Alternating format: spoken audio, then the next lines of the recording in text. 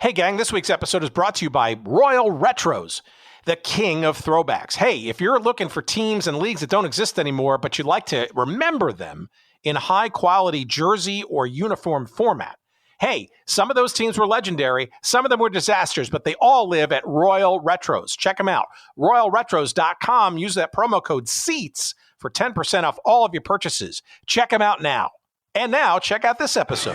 Well, I never expected this kind of weather tonight here in San Antonio when we began the game. I don't know what it is now. The wind has not died. The chill factor was 21 below when we started the game. And that was many hours ago. That was over 4 hours ago. Ford drills it out here. Boom. As Bonner catches the ball, he goes down. And there's a flag down. And there's 4 seconds left. Tim, the funny part about it, we mentioned the chill factor and how cold it is down on the field, because when we were down there, the wind really blows down on that field. Did not affect Houston's passing game, and it's a passing team. And if you think something, if it would have been in the favor of anyone, it would have been in the favor of San Antonio. Officials on the field, and you can hear some people from the sideline say, come on. We got time for one more play. Unless there's a penalty. On the defense. Mm-hmm.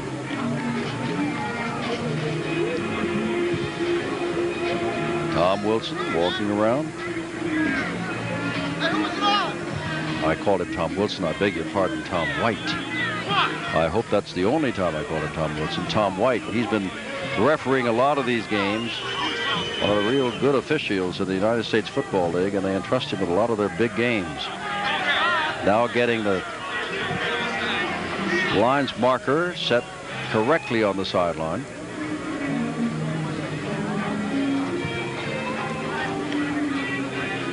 Well, I tell you, you know the kind of game this is with 4 seconds to go. The band is playing all through the play here. Encroachment, left tackle, defense, third down. Take it back to third down, encroachment. Got a band or a recording? Whatever, they're playing music. Yep, it's going to be a long week. Hopefully not a long season for San Antonio and Gil Steinke. For Jack Pardee, I think he can look ahead to maybe not a championship season, but certainly a rather good season for a first-year team. There's Ford back. Ford throwing for the sideline, stepping out of bounds as Rodney Parker crossed the way. But now they say the game is over. 35-7. Jim Kelly's our men and MVP. He ran for a couple of touchdowns, threw for a touchdown. San Antonio lost Neuheisel to injury, at least for this game, and Fee maybe for some time because of an operation on his knee tomorrow. Jim, run and shoot. I love it. I'm impressed with it, and it's going to excite an awful lot of people, and it's going to give fits to some defenses. Houston is now 1-1. San Antonio is now 0-2. Jim Simpson with Paul McGuire saying good night from San Antonio. Welcome to Good Seats Still Available, a curious little podcast devoted to exploring what used to be in professional sports. Here's your host, Tim Hanlon. Well, hello there, everybody. How are you? My name is Tim Hanlon, and hopefully by now you know that this is Good Seats Still Available, the curious little podcast that is devoted to what used to be in professional sports. Appreciate you finding us. Hope your summer's going great so far. And World Cup fever is in the air. And I tell you, I was at a game last week in New Jersey, saw France kick the snot out of Sweden. And truly an experience despite the price and the gouging every turn along the way. It was all worth it. And another conversation for another episode. We'll probably do a whole bunch of recaps on the World Cup once it's over with. But for now, we're going to keep ourselves occupied with really a league that never kind of just ends in terms of offering fascination. And that's, of course, the original USFL of the early 1980s. And we've got a great conversation for you this week as we go back into a team that clearly was an enigma. And frankly, I don't know many teams in the USFL that weren't enigmas. But this one was kind of special in its enigma-ness, and that was the San Antonio Gunslingers. No, not the current version, fumfering around in indoor football down there in San Antonio. This is the original version. 2 years it lasted, from 84 through 85. And this conversation is a wonder, and it's a great one that allows us to reminisce about the craziness and the sometimes lunacy of the USFL. And the San Antonio Gunslingers were perhaps one of the more exquisite teams in those categories. Greg Singleton is here this week. And not only does he have a new book out, but he was in the inside of all of this. He was sort of on the periphery of the front office, and then he was in the front office, and then, like the rest of the team, soon found himself out of the front office. And he was here to tell his stories about that. And the book is a hoot. It's in paperback and Kindle versions now. It is called Gunnin for Glory, the wild, weird, wonderful stories of the USFL's San Antonio Gunslingers. Can you think of a book more appropriate or less appropriate or perhaps ultimately appropriate for this conversation and this show? Of course not. And that's what we're here to bring to you. And Greg's got a whole boatload of stories. We literally just scratched the surface in this conversation, but you get some hints of it in that clip that we just led in with. And not only was that the second ever San Antonio Gunslingers game, the second also home game there on March 5th, 1984. You have to remember they were playing at the old Alamo Stadium. The Alamo Dome was not a thing yet. It was a freezing cold game in early March in Texas, but it was also indicative of Jim Simpson's calling of the games on ESPN. Now, I don't know if he was indulging along with his cohort there, Paul McGuire. A great team for sure. They called lots of great games for the NFL variety and certainly the USFL. Lots of good stuff for ESPN generally. But I will tell you, you listen to this and I wonder if Jim was maybe I don't know, under the influence maybe, or maybe it's just he's just punchy after after a long game that was long decided before it was ended.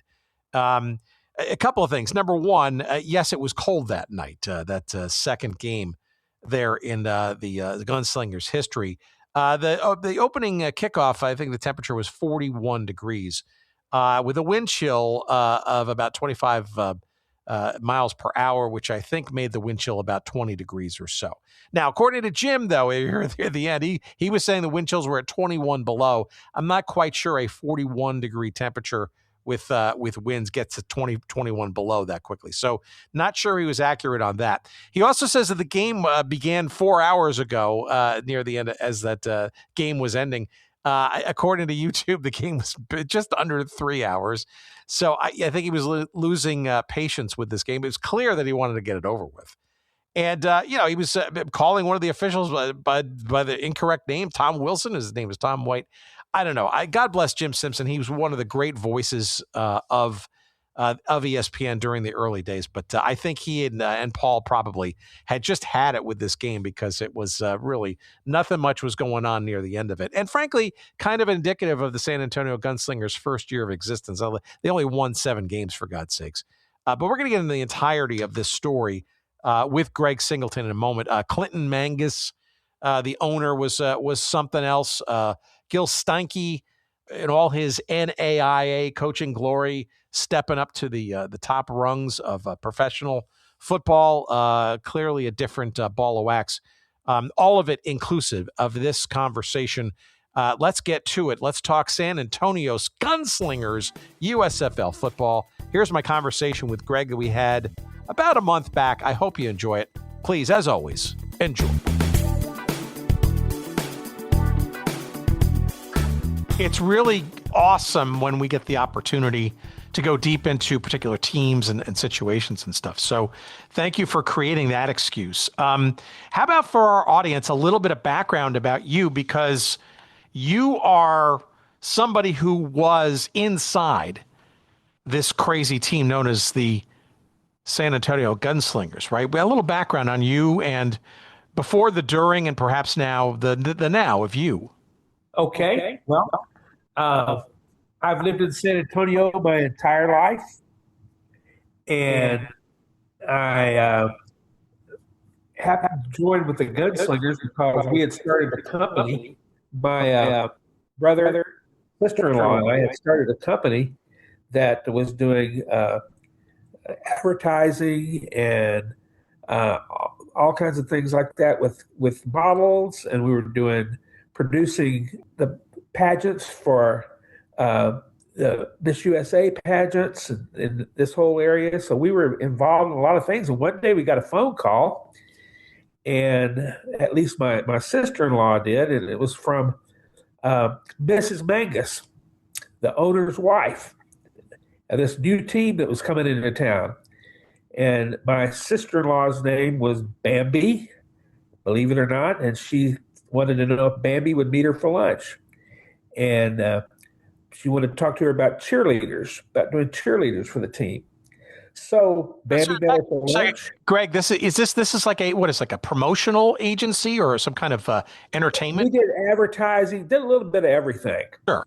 We all took our own strengths and kind of stuck them together, the three of us, and we were doing pretty good.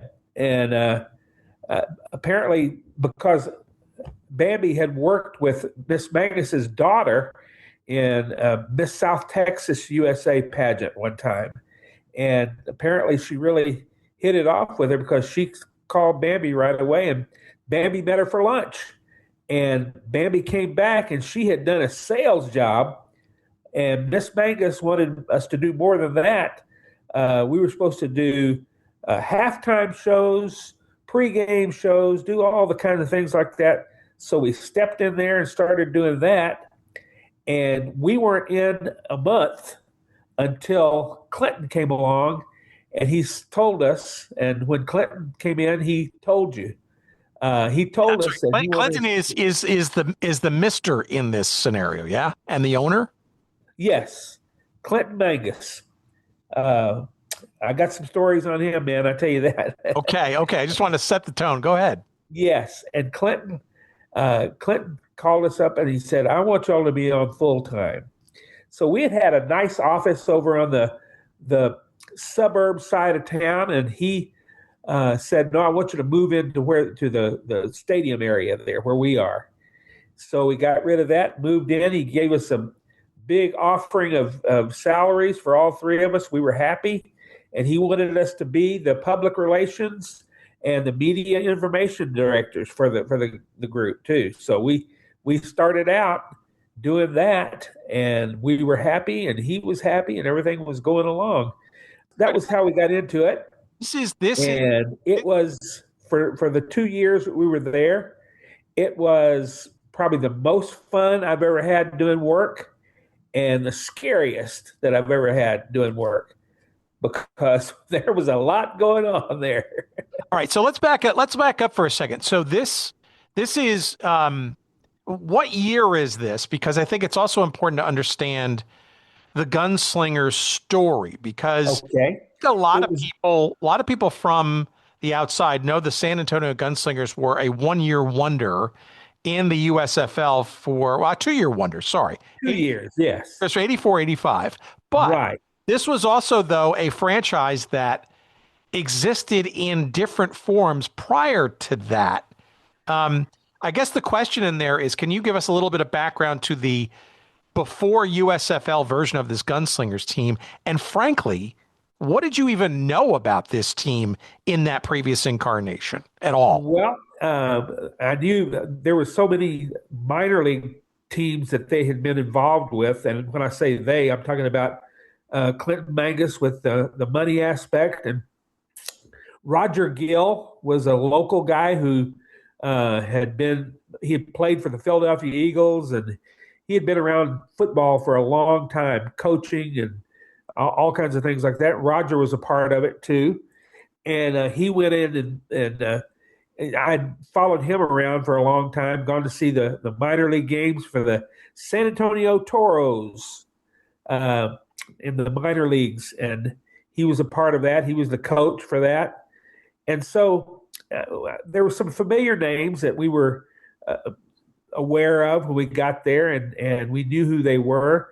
So we thought, okay, this is San Antonio football now, because it had gone through all those minor league groups, and this was the biggest deal we had ever had going. And so when they called us, we thought, okay, this is a good deal. We got it, man. he's giving us money and we're going. So it was a lot of fun. When you live in Texas, when you grow up in Texas, football is a religion to you. And that's what, when we saw that and we had that opportunity, that was it. We dropped it all and went over there.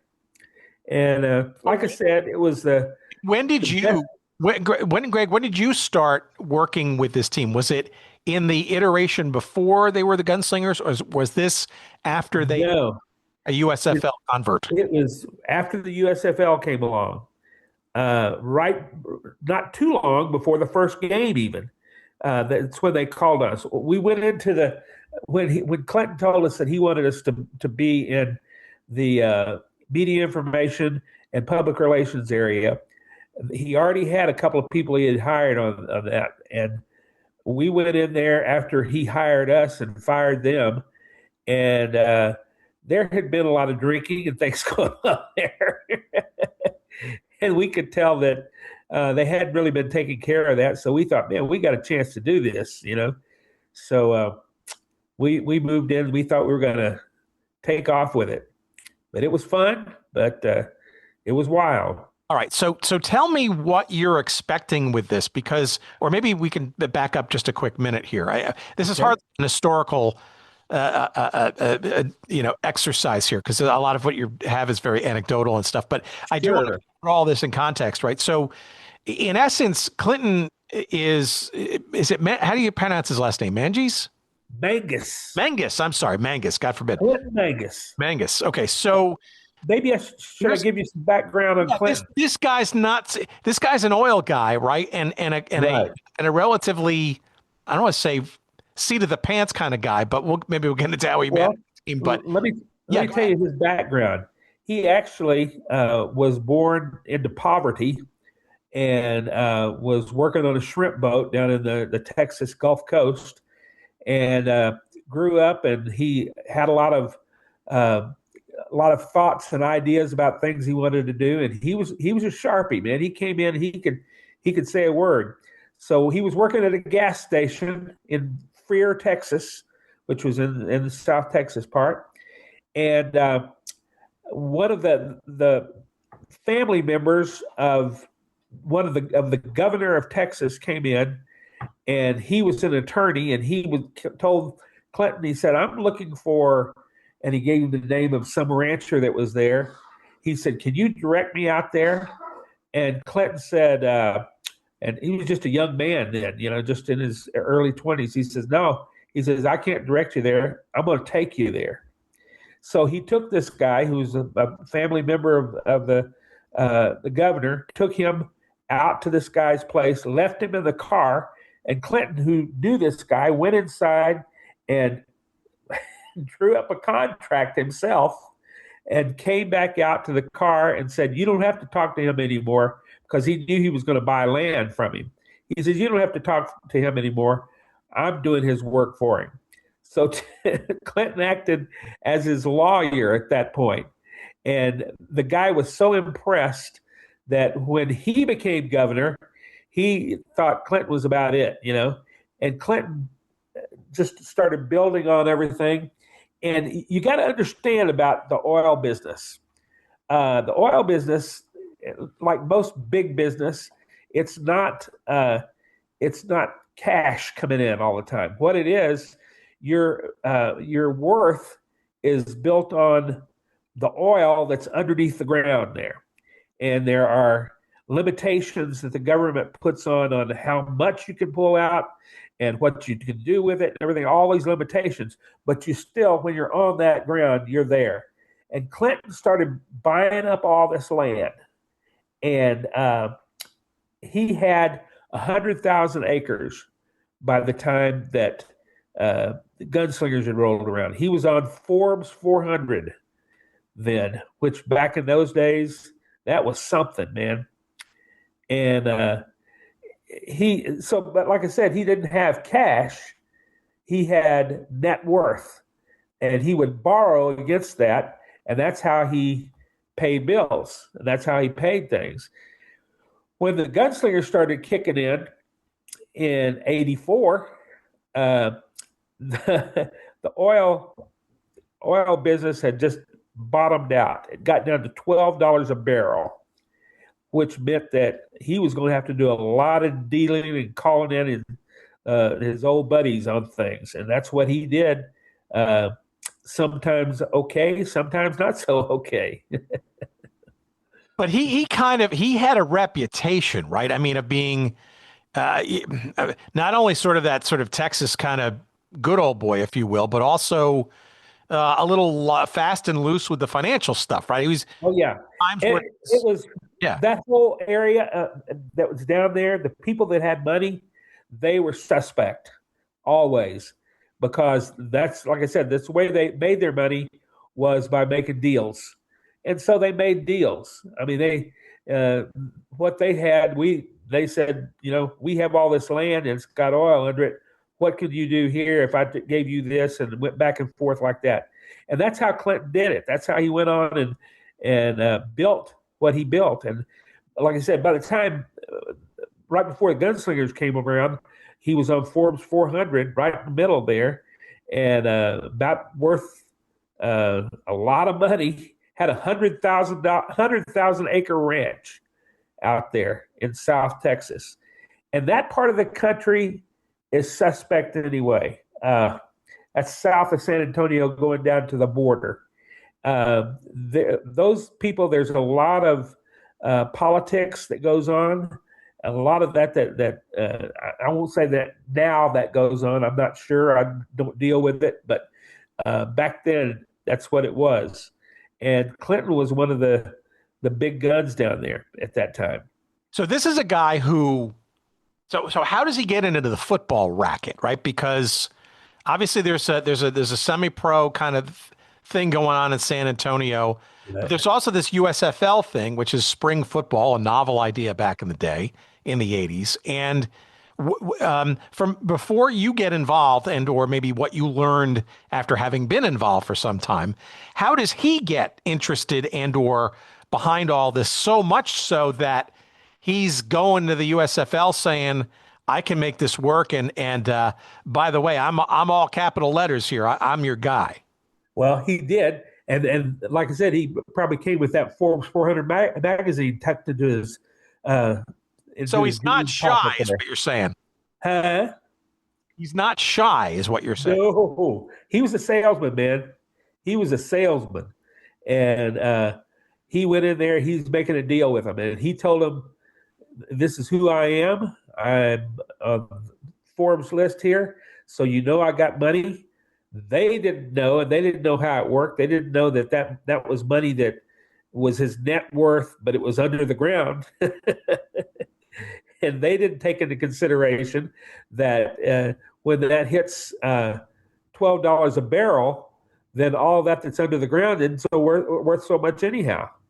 So that's how he got in.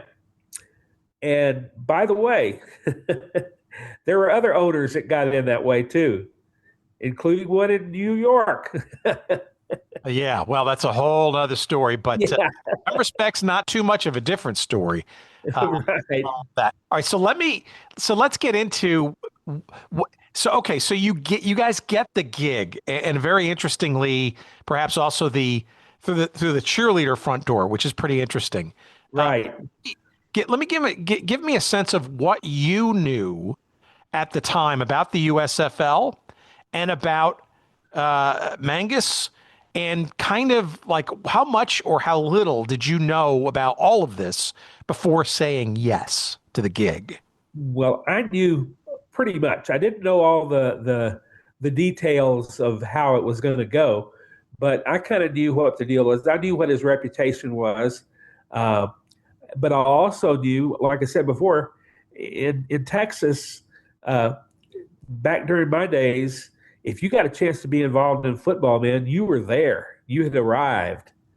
And so I actually, I had my law degree. And so that was not I did not know what was going on, but I knew that that's what went on in that kind of business. And so the attraction to being attached to or part of if you will, pro football, right? I mean, we have to Exactly. remember in the early 80s, right? The idea of spring football was so novel, and it was going, in many respects, it was a bidding war almost from day one, even though the Right. seasons were different from that of the NFL.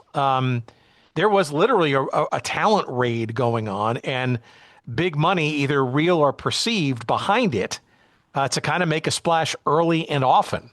Right. So this had to feel sexy, especially given that this was a league that not only domiciled in some major markets, but also was looking to kind of give football at a pro variety to markets Right. for rich, We had but we not had an, a we franchise. had an opportunity to see the first year before the Gunslingers got an offer to come into the league, and the first year actually was pretty strong. I mean, there they were on ESPN. First time, by the way, that ESPN had ever had professional football on there. That was their first shot at professional football, and so ESPN was there, and ABC was handling the games too.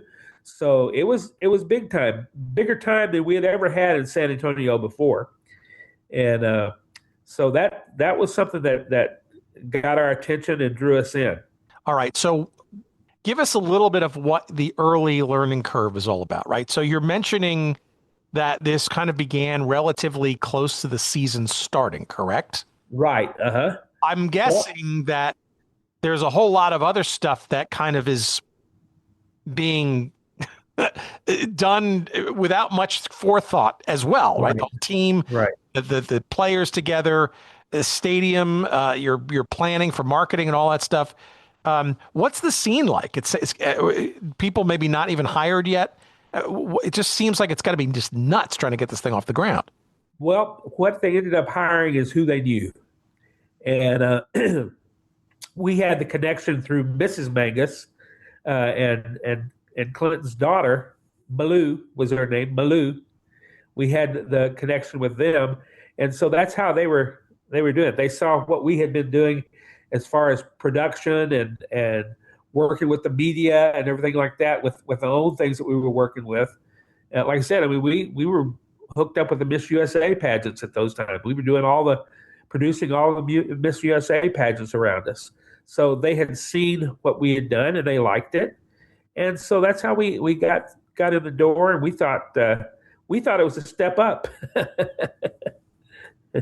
And what are you specifically hired to do? And is this sort of as an agency, or are you full-time hired as to do some functions? We were hired as an agency at first to handle the cheerleaders and handle putting all the halftime shows, pregame shows, all the put together activities and things like that. That lasted about a month or two, and that's when they fired the public relations director and the media information director. And Clinton, like I said, he came in and he told us, he said, "I want you guys to take over that office." What happened to ensure that was the case?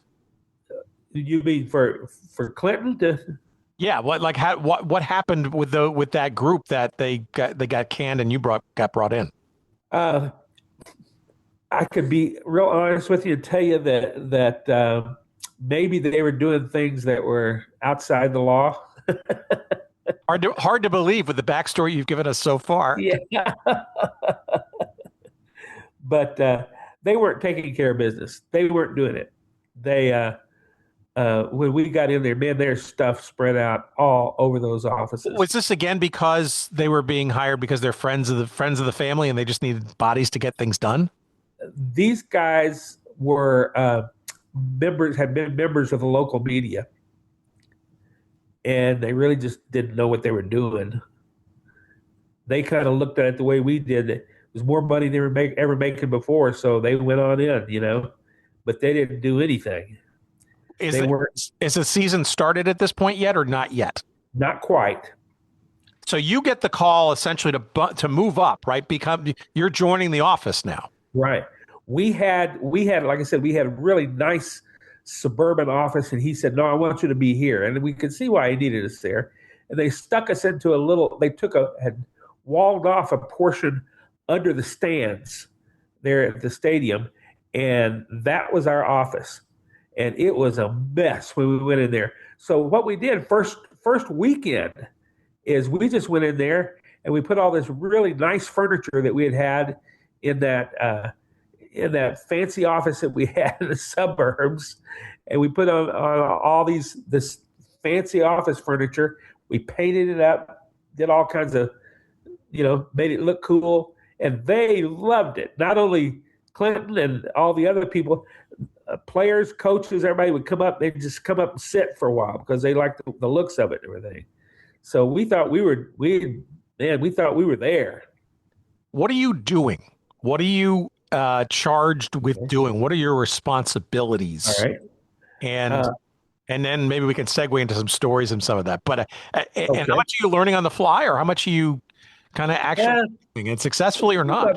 Some of it was. I mean, we had some of that work, doing some of the other things that we had. But I was media information director. My job was to connect with the league office and also the local media and keep things plugged in. We had responsibilities as far as stats and rosters and everything like that, plus do all the things that were flashy, things that would bring some good focus on what we were doing.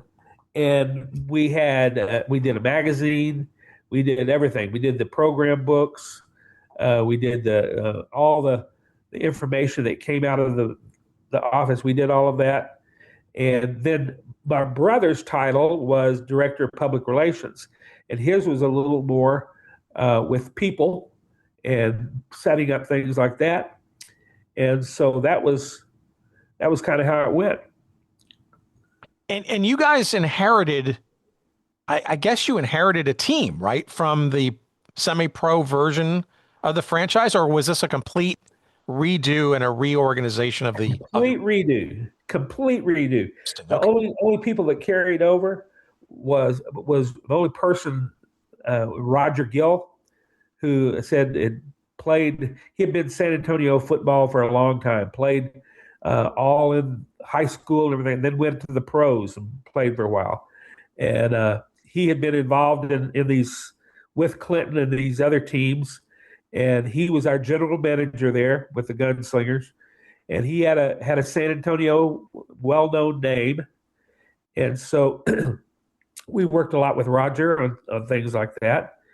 And that was, he had the good reputation, and he was a real good guy. He was not not crooked or shady even.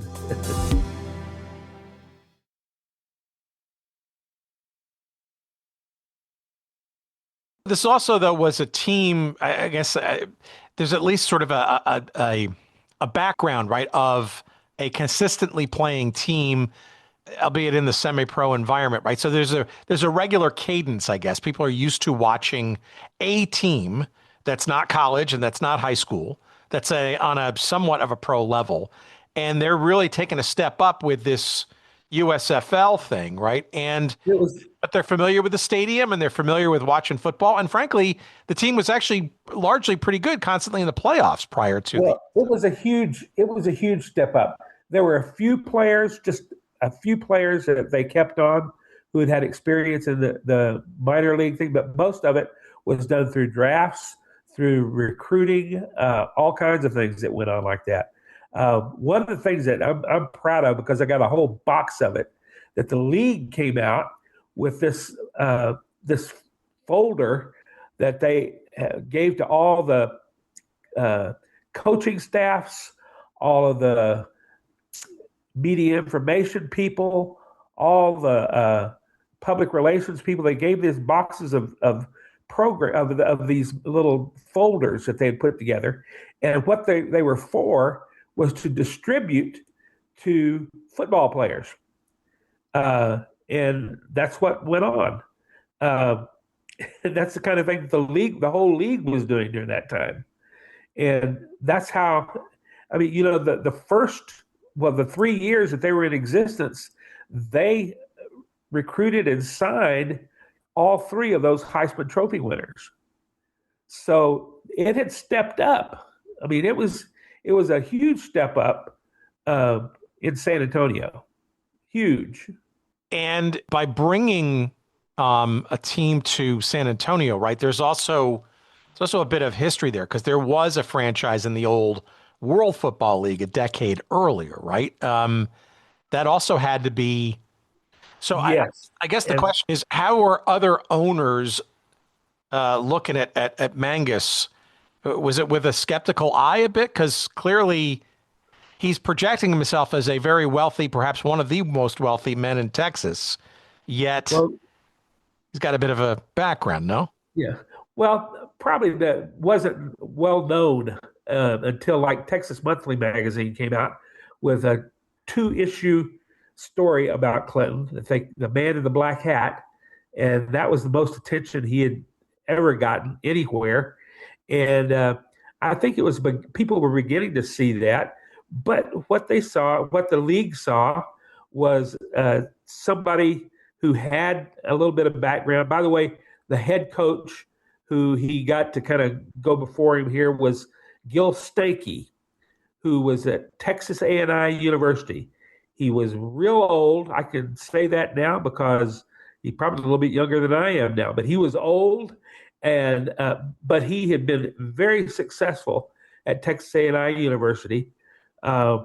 He went to the College Football Hall of Fame. He went to the Texas Sports Hall of Fame. All those things because he had been really big. And Gil Stanky had agreed to come on and work with that too. He came out of retirement to be the head coach there. So you had all these people who were recognizable in our area.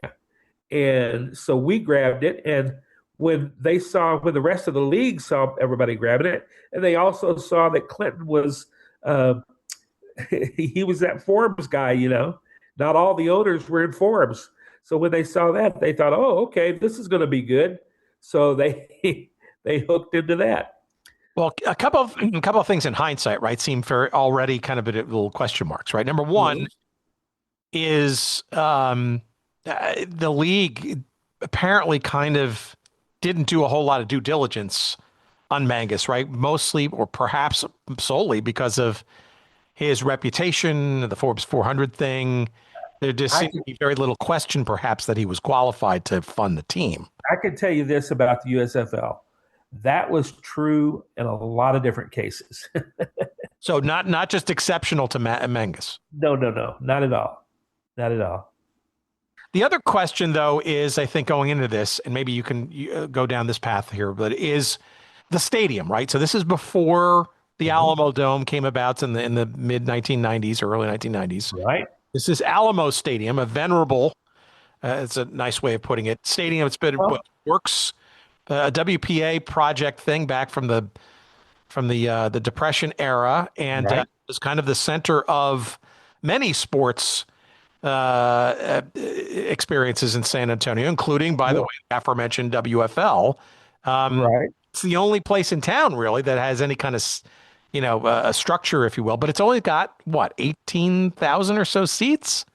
By the time we got through it got over 20, and then we added about 4,000 folding chairs. Clinton did. All right, so tell me that. Okay, that's what I want to get to, because obviously it's relatively small by quote unquote USFL standards, and I put standards in quotes. Right, you're one of the smaller, I won't say markets per se, but certainly stadiums in.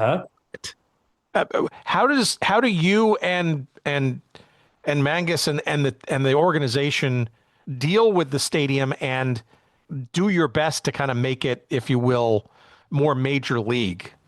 Okay, well, kind of let me tell you a little bit about San Antonio. Because, like I said, I've lived here my whole life, and here's what it is. Right now, San Antonio is the 5th largest city in the United States, and not too many people realize that. But the fact is, you walk into San Antonio and you hang around for a while, you feel like you're in a small town. And that's just the personality of the town. And I think, you look at it on paper and you see that, oh, this is a big place. But a lot of the attitudes and a lot of the things uh, that may hinder it business wise, but feel good in a social wise, that's what San Antonio is. And I think that's what confused the people who came in from the USFL after they got it going, that it really wasn't what they were, it wasn't New York, Uh, so that was what they were seeing, and that's what San Antonio showed to them. Tell me though about the feeling about the team going into the first season. A lot of pressure, a lot of excitement, a lot of promises to fulfill. What's your group's and the overall organization's mood and mindset going into the preseason in the year of the league's second year of operation? And what's the initial reception from the media, from the fan base, and all that kind of stuff? I mean, were you feeling good? Were the vibes good? Was it an uphill battle from the day? Say what? Good, bad. The deal was, you would go to the stadium. It was literally the only stadium that was anywhere nearly available to get into that we could use. It was by far the largest stadium in the area, and so we came into that. But when we did that, all of a sudden, the school district, they went right, because it was owned by the school district, the San Antonio Independent School District. They were all into it. They loved it. They were getting new fields, and Clinton redid the fields. He did the locker rooms. He did all these things that he did to the stadium. They were loving it. The homeowners association surrounding there did not like it, and the city council, they were listening to their homeowners groups, and they didn't like it either. So there's starting to be a little battle going on. And when that started happening, then that's when Clinton started raising up and doing his stuff. And that was accepted at first, but one of the people who was actually called vice president, and we never could figure out what he was vice president of, was a guy by the name of O.P. Carrillo. And O.P. Had been a federal judge, and he had also been, I was going back, when I was in law school, that was 76. I was in law school, and one day, one of the professors came in and said, "This is O.P. Carrillo. He's a federal judge here, and he has been indicted on bribery charges." And he was. And he had done all kinds of crazy dealing and wheeling and dealing, a lot of it with Clinton. And he went to prison for it. And so he had just gotten out of prison when he came to be vice president of the San Antonio Gunslingers. And so once again, there was wheeling and dealing going on. And that goes on, went on often in South Texas, but I would hate to break it to everybody around the country. It happens all around the country. It just doesn't get as loud. So that's kind of what happened. That's kind of what was going on. And when I saw O.P. Carrillo coming in there, I asked the marketing director, I said, "Tom," I said, "is this the O.P. Carrillo?" He said, "Yeah, he's right out of prison." So that was who our vice president was. Was that the first time you started to question what was going on, or was it just kind of an accepted just thing of doing business? It was kind of accepted that happens. He was a little bit on the edge. And like I said, I never knew. What I did know of, OP had on his office door there, it said vice president. So I asked Thomas, what is the vice president of? So this is when we first started going there. I asked the marketing director there. He was our buddy. I said, what are we supposed to do? What am I dealing with? He said, nah. He said, I don't know what he's a vice president of. He says, you don't have to pay any attention to him. He's just either he's doing Clinton favors or Clinton's doing him some. We don't know. So that was the way that went. And OP finally, after the first big road trip, he came onto the plane, and he had taken all of the coolers from the the equipment managers, and he had taken all the coolers from there and filled them with fajitas. And he did that. That was the first road trip, and he did it on every road trip. And about the third one, we were sitting on the plane, and the marketing director told me, he says, I figured out what OP does. He's the vice president of fajitas. And that's what he did.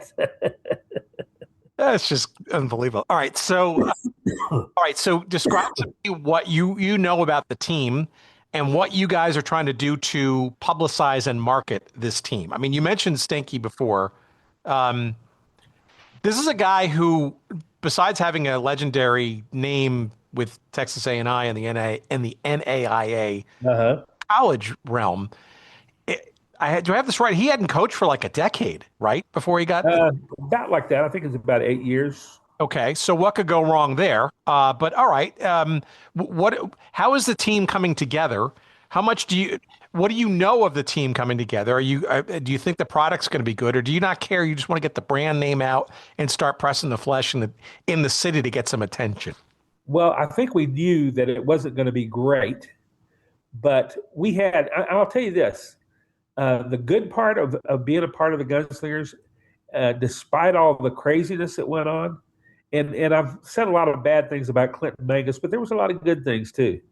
But a lot of the craziness that went on, there were a lot of good people that were a part of it, and a lot of good people that were the players, coaches, the front office. There was a lot of people who were doing the right thing, and we kind of held each other up on these things, and that was the main thing that we kind of faced and dealt with. But it wasn't like everybody was a mess, and it wasn't like Clinton was a mess all the time, because I mean I've got one chapter in my book that I talk about who he is and what he did, and he did a lot of good things too. He donated so much to the arts, the fine arts in San Antonio. He loved kids. He would throw a party out at his ranch, 100,000 acre ranch in South Texas there. He'd throw a party, and every single person affiliated with the team, including the janitors and everything, every single person was invited. I mean, that's the kind of guy he was. He never forgot what he had been, but he also never forgot that he had to do a lot of wheeling and dealing to maintain who he was. And so it was kind of going both ways there. But let's put all this in context, though. You describe, shall we say, less than ideal office conditions. So you want to kind of maybe give us a little hint of that. We want people to get the book, of course. But and how about for the players in the field conditions, right? Alamo Stadium, which I think I remember even from the NASL 1976 San Antonio Thunder days, was, let's put it this way, never lauded for the quality of its AstroTurf field. Well, that was because they had never changed it. When Clinton got the AstroTurf field in there, it was the prime good AstroTurf. AstroTurf has changed a whole lot year by year by year since it first came out in the Astrodome way back then. It's changed a lot. So it was such a step up for the school district. Of course, it went from playing turf to AstroTurf for the school district. It was such a step up for them that they were thrilled to have it. So, I mean, it wasn't like you compare it today and it was a mess, which, by the way, they have replaced it several times since then. But it was they put in new lighting and everything like that. They changed the scoreboard. They changed so he did a lot of good for it. But you start thinking about how long ago that was, and there was a lot of things that were like that back then. The new places were beginning to change.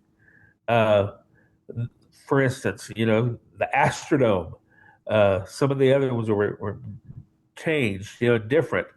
And so that went good, but you see what happened to the Astrodome. It's gone now.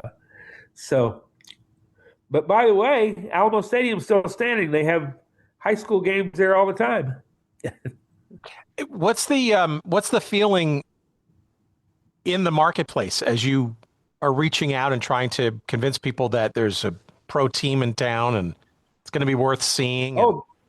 They loved it. Okay, And, well, so describe to me how easy or hard that was to kind of get fans in the stands and attention, if you will, from the media.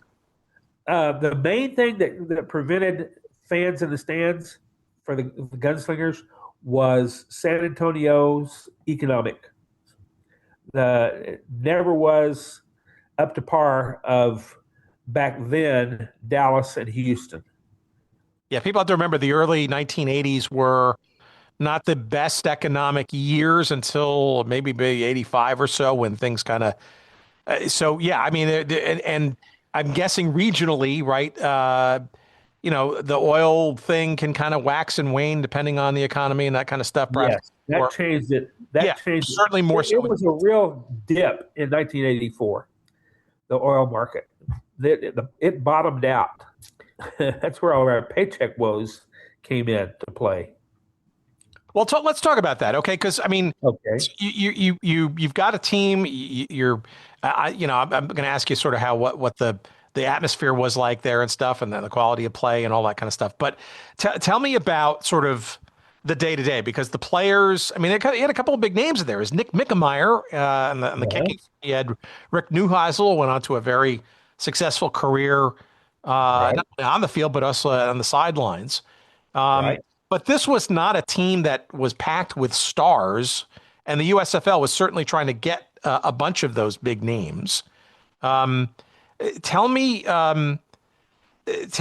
what the rank and file was going through, because it's clear that Mangus wasn't. I guess he was kind of cash flow challenged, to put it lightly. Very. Because of we started missing because of the oil prices. Like I said, the oil business is really different, and oil business, the way you figure out how much you're worth is you see, okay, I've got this much land, and all of it's got oil under it. Every place we've dug in. By the way, watch the series Landman. It's on these days. That's the same thing. There's so much oil underneath it, and we know how much it is, but that price of oil is the thing that holds how much that you're worth. And also, I mean, you're limited. The government limits how much you can take out of the ground. And I understand that, but they limit that too. So Clinton was his worth was based on all of that. And it was hard during those times to come up with cash. So we would get paychecks, and half of them would bounce. Or we wouldn't get paychecks because they didn't have anything they could get a hold of. But that started being fun. It was really the thing of it is, and the thing of it is it was a lot of fun. We had fun even in the middle of the crazy stuff. We would have. I was talking about Tom, the marketing director. He was up there and I'll tell you, the main office was a trailer, a house trailer.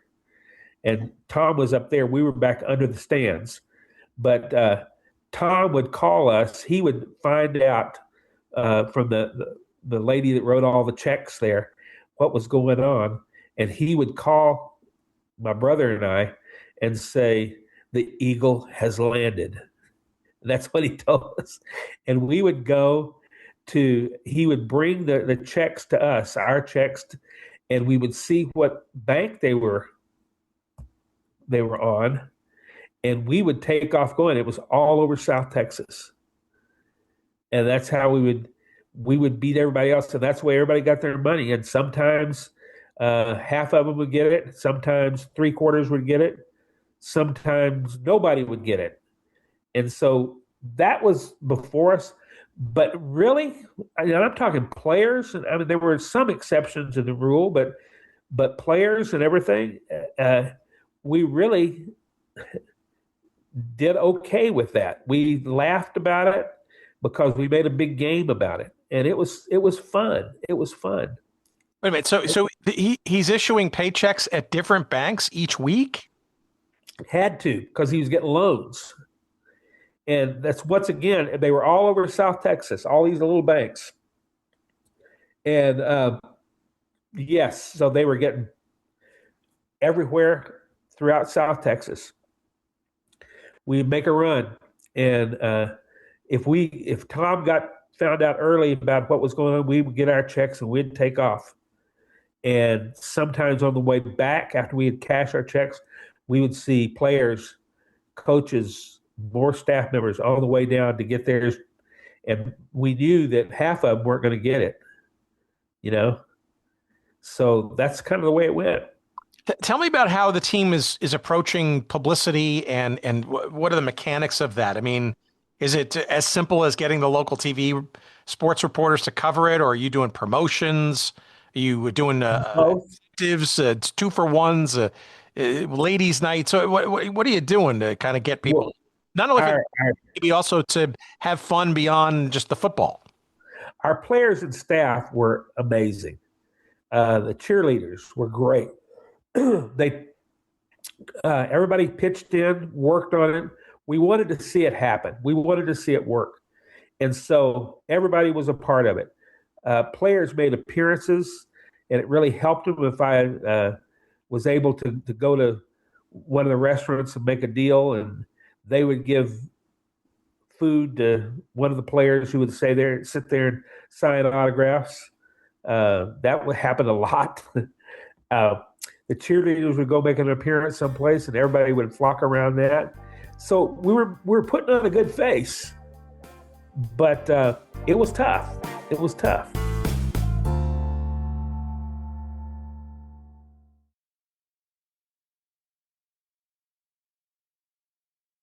How do you balance, right, the fun, the frivolity, this by the seat of your pants kind of dynamic?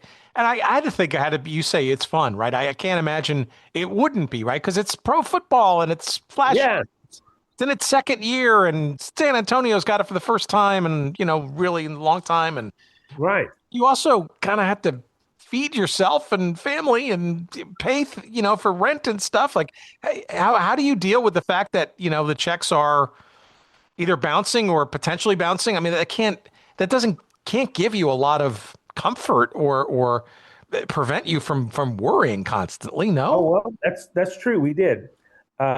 Thankfully, one of the deals, my wife was a teacher and she had a solid income. So when I did, we had to just tighten the belts and go on hers, And so that was the kind of thing that happened. But that was kind of where everybody went at that point. And let me say once again that throughout South Texas during that time, that's kind of where everybody was. It wasn't just that, because there was so much based on the oil business controls so much of the economy throughout Texas, and particularly South Texas and East Texas and West Texas too. So that controls a lot of it. So everybody's scrambling. Everybody was scrambling. And it's kind of the old Texas attitude. You learn to, tough up, get after it. Okay, but you're still part of a league, right? And there are other owners, right. out there are other players, some teams doing better than others. Right. either real or perceived. Tell me, though, how there had to be some conjecture within the team, some comparisons. This is an undercapitalized kind of situation, right? Which only gets worse in season 2, 1985. Right. How, I guess, how does it go from understandable and this is how we do things around here to maybe we're not necessarily keeping up with the Joneses here, and this maybe could go worse if we don't do something different or something doesn't change? Well, that's true. But like I said, once again, what we kept looking at is the fact that everybody was having difficulties, not just San Antonio Gunslingers. We were talking about everybody having difficulties with the economy during that time. And it was rough. It was rough. But it also spilled out on the rest of the league. There was a lot going on in the USFL where other teams, probably nobody as badly as we had it, because nobody had an owner who felt good enough about smoothing things over like that. But there were a lot of struggles going on during that time. And I mean, we looked for jobs during that time, but there weren't any jobs to be had. So we kind of held on to what we got. And when we got checks, that was a good thing. But you had to look at real or whatever, big crowds like in Denver and in Jacksonville and in Memphis are getting 30,000 in the bowl there. Even the Astrodome with the Gamblers were getting some big crowds. You had to be looking around and going, well, okay, well, we're kind of holding our own. I mean, the performance on the field, right? I mean, 7-11 that first season, certainly not great, not playoff quality. Didn't get much better the next year. What's the morale of this team and what's the morale of the organization going forward? I mean, I hear you in that this was kind of this is a fun way to get through an economically down time. Might as well have fun while not getting paid, so to speak, or at least getting paid occasionally. But I guess I'm really curious as to when this goes from we're all in this together and this is going to be fun, we're going to make this work, to, man, the wheels seem to be falling off, right? I mean, it's pretty clear in your anecdotes, right? I mean, and I don't know if this is true or not, I'm projecting, but it does look like almost the transition from 84 to 85 was especially sharp on the financial front. I mean, if I'm not mistaken, oil was like, I don't know, West Texas Crude was like $11, $12 a barrel. Right. But which that was unheard of. Bottom must have dropped out of Mangus's. He probably couldn't go to any bank at that point. No, well, absolutely. That's kind of where it got to, and that's why at that point he declared bankruptcy, and that was the end. And so when did you know it was the end for you, and the team was just not going to make it? At the end of the second season, right toward the end of the second season, we just finished it off. We knew that they were going to declare bankruptcy. So my brother and I started talking about, okay, let's get all this stuff out of here because we owned all the furniture. So I said, we don't get this all out of here, we're going to lose it. They're going to come in and... You provided the furniture for the team? No, for our offices. Oh, for your office. But the team didn't own that furniture. You did. We did. However, legally, if it's on that place, it's part of it. So when they came in because of the declaring bankruptcy, when they came in, all of that sat there. So I said, okay, tonight, I said, we're going back out here and taking this stuff out. So my brother and I left about 10 o'clock left our houses about 10 o'clock and headed for the stadium. And we had a trailer that we were going to load our stuff into and get out of there. Okay. So we drove up, and apparently word had passed around that it was going to be all over with. There was about 40 or 50 cars players, coaches, staff, everybody back there by the equipment room. And our equipment manager was handing stuff out. That was our pay. So you guys were basically just trying to find anything of value to at least make up for the fact that you're probably not going to get any further pay. Well, we knew we weren't because it was over with. When he declared bankruptcy, it was over with. And the league was crashing, and they were going to get rid of the Gunslingers, whether they crashed or not anyhow, which they did. But the bankruptcy was kind of hinted at even before the season ended. Oh, yeah.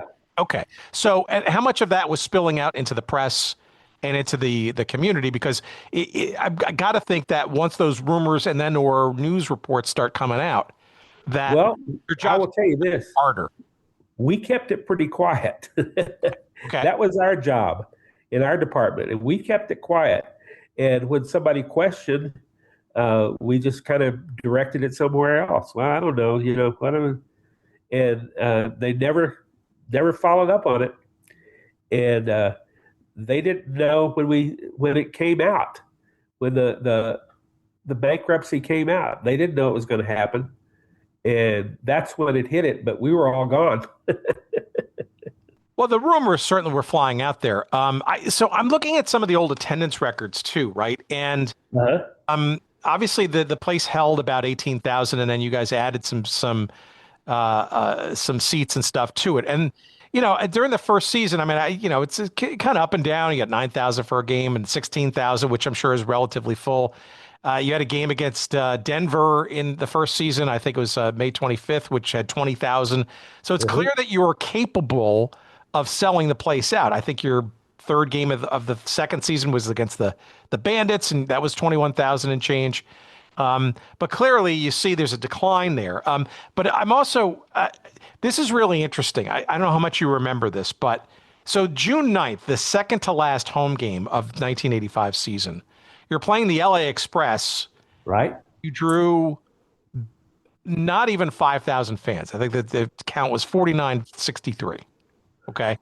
And then the last game ever, which I don't know was assumed to be ever or was just, I don't know. That wasn't playoff. There was no playoff thing. And you almost had a crowd of 19,000 plus. Right. There were rumors, but here was the deal. Going to watch the Wake or what? Everybody was hurt money-wise. I mean, that was the thing.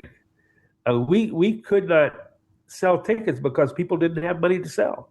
It was a mini depression in Texas during that time. And I'm sorry, you weren't going to paper the house like, say, the Denver Gold did. Right. Interesting. Okay. But I'm curious. I mean, but to see like the very last game of the year in 1985, which I'm assuming now it's an open secret that team's probably not going to be around. It has been rumored. Yes. Just curious. I mean, it seems like maybe people were going to kind of be there for the last game and remember that. They were. I'm sure they were. All right. Well, let me sort of cul-de-sac all of this and sort of say, all right, it's pretty clear that you lived through this experience with sort of one foot in the glass half full category and the other in the sort of not so much, right? Right. Tell me, encapsulate the story of this team. I mean, for me and for others who weren't there, it seems to me like you kind of have mixed emotions about this experience. That it was treacherous. It was, financially unstable. It had some edges of illegality and curious personalities that, might be a little bit tough to be around. But then again, you also have some very strong positive emotions and a whole lot of fun attached to the story. I don't want to say which was it, but it had to be not only an interesting, but also an unnerving time to be a professional in this organization. It was. Can I read to you a quote that Rick Neuheisel gave me, put in the book? Yes, please. Okay. And it kind of wraps it up exactly what everybody was feeling. He says there's a lot of good that Clinton Mangus did. I read all sorts of accounts from people who feel his business practices weren't what they should have been. But I owe a debt of gratitude to him for giving me the chance to be a part of a professional football team and to have made as many great relationships as I did during that time. Albeit, we would have all liked to have been paid on a more regular basis. But I would give back those days for anything in the world. Rick Neuheisel, quarterback. And that's kind of the way I think we all felt. Yeah, to me, that's profoundly interesting because, and I think you hear and see this with every challenger league that pops up and all the spring football that's happened since, and what is now the UFL after, an alphabet soup of attempts and consolidations and stuff. There's always this line of, you hear this and, from the outside perspective, it's like, oh, it's never going to survive, and the ratings and this and the attendance that, and the quality of the players and all that kind of stuff, and how long are they going to last, blah, blah, blah. It's not the NFL. Few things are. But to a person, it always seems to be a chance to keep playing, right? A passion for the game, an opportunity to be with my bros and some coaching and to extend the dream a little bit longer. Maybe it's to get to the NFL eventually. Maybe it's just to be able to play pro football and make a living or contribute to a living, and still living out that, beyond perhaps maybe what nature ordinarily would have had in terms of the length of time to play the game. It seems like that's at play here. Yeah, you're right. Exactly right. That's what it was. I mean, I knew that I probably would never have another chance to work with a professional football team. I don't know that I wanted to at that point, but it was so much fun and I enjoyed it so much. And I think that's what everybody went to. We built relationships, like Rick said. My gosh, I got a call a couple of months ago from Rick.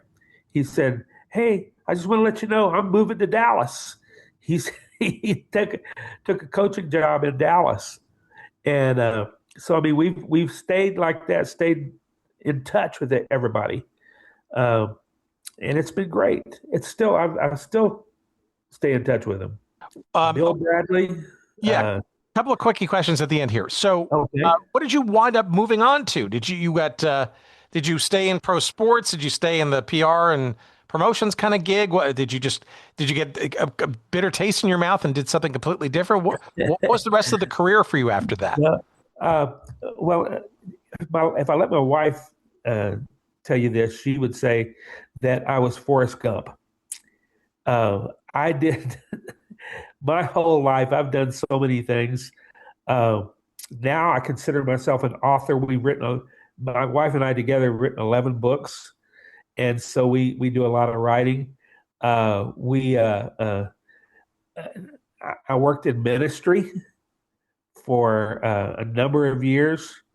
And there's just a lot of different areas that I was involved in and just kind of drifted from place to place, but it always came out, always worked out. When spring football started to make a comeback last decade or so, did you get an inkling, a feeling, a yearning perhaps to be part of anything that came into San Antonio again? Or were you just like, this was my I'm through. Just you'll stick with the memories. And all right, so let me okay, so that leads me to my last question then. You kind of described kind of what it was like and the feelings still of it. Where does the soul, if you will, of this team live on, and both psychically and maybe physically, right? Where could one go in San Antonio to commemorate, see a remembrance of a statue, a plaque, a banner of some sort? They didn't win anything really to have a banner per se. Where does that live, or is it in somebody's attic somewhere, or is it just non-existent only in conversations like this? Well, I've got a lot of stuff that I've kept and hung on to. That's my stuff. I also have. Would you consider yourself the official, repository of the team history? Maybe. No, me and Billy Schott, who was our Billy Schott had an interesting title. He was special teams coach. He was equipment manager. He was assistant general manager, all at once. That was his. And Billy, he also is an actor. He was on Friday Night Lights, the movie that was, and the series that was on. He was in that. So Billy is, and he's hung around here. He's got a bunch of stuff that he's got too, and he and I stay to get in touch with each other all the time. And so that's the kind of thing. Like I said, we built these relationships. Bill Bradley, he still lives out this way, and it's great. Rich Garza, who is one of our linemen, I've stayed in touch through the years with him. In fact, I wrote Ghost wrote his autobiography for him. He is in ministry, and he has gone all over the world.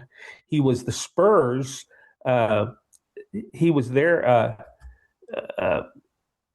He took care of their ministry among their group for 25 years. He was their chaplain as such for 25 years. And I stay in touch with Rich. And I mean, this is the way we've all done it. We've just hung together. But there's nothing physically, like there's nothing at Alamo Stadium, for example, or anything that you couldn't find. Or anything to the Gunslingers. Sure. I've got a 17-year-old grandson and an 11-year-old grandson.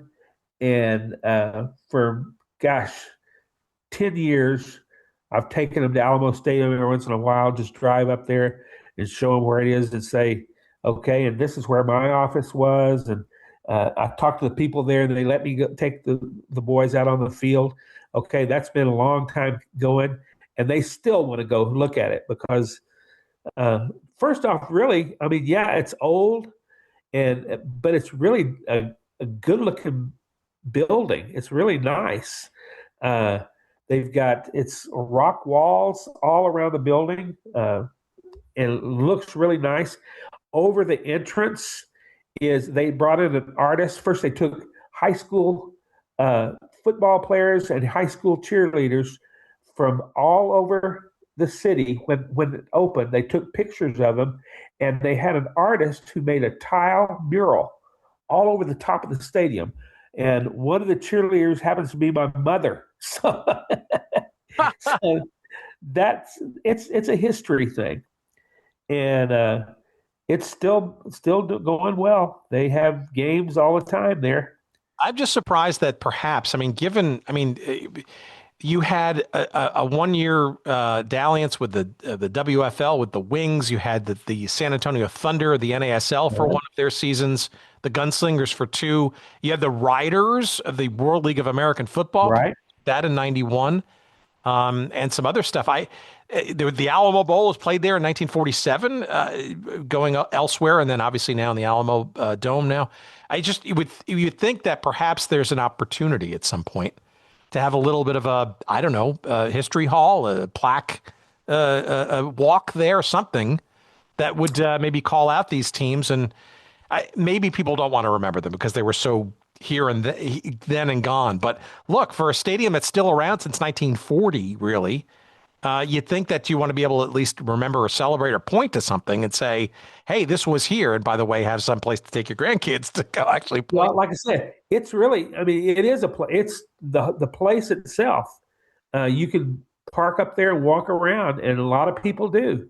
And it's a memory not only of the San Antonio Gunslingers, but all those other teams that played in it too, and all the high schools. There are so many. I went to high school, Jefferson High School. That's where Tommy Nobis went to school.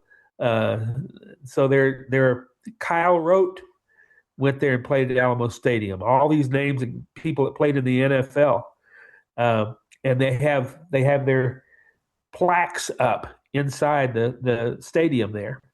So it's treated like all the like the Alamo and all the missions are in San Antonio. It's treated the same way. It's appreciated for what the history is behind it, and so that's kind of the way San Antonio does things. I'll tell you that. Well, I appreciate you telling us about this slice of San Antonio football history. It's fascinating to me. It will always be such. And God forbid, we'll help you sell a couple extra copies of the book too, especially. Oh, that'd be good. outside the market, or maybe it's not a regular book where I lay out all the history of everything. No, that's cool. We love the stories. I mean, the anecdotes. Well, that's what it is. It's just like we do in Texas. We gather around, sit down, and start talking, and that's what's fun.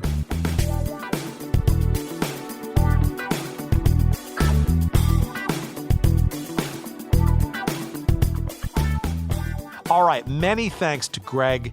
What a hoot this book is. It is called Gunnin for Glory, the wild, weird, wonderful stories of the USFL's San Antonio Gunslingers. It is available now, as they say, wherever good books are found.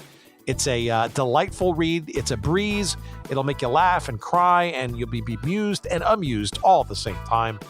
And of course, we would love it if you consider purchasing it through one of our affiliate links, either in the show description for your podcast catcher, feeder, whatever, how you're getting it this week, or you can go to our website at goodseatsstillavailable.com. Search up this episode number 452 with myself and Greg, and you'll find a couple of convenient links there too to our friends at Amazon, where we get a couple of shekels of referral love when you purchase either the paperback or Kindle versions in that general manner. We appreciate that very much. Thanks for considering.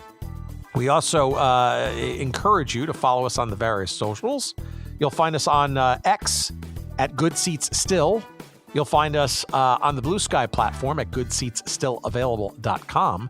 And you'll find us at just about everywhere else at Good Seats Still Available, all one word, including YouTube, where we post and stream all these episodes as well, for your convenience, of course.